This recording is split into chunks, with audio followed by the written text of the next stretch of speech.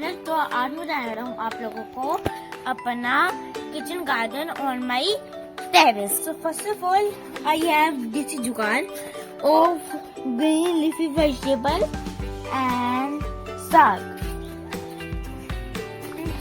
One more, this is jugaad. It is radish and chilies. So guys, ये सारे हैं मेरे plants.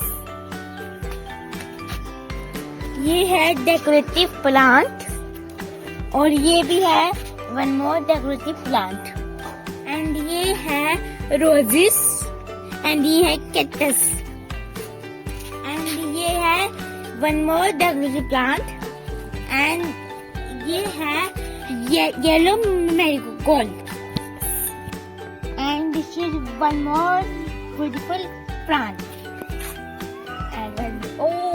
सो ये है हमारे पास में मिंट। देखो तो कितना अच्छा मिंट है। ये है हमारे पास में एलोवेरा।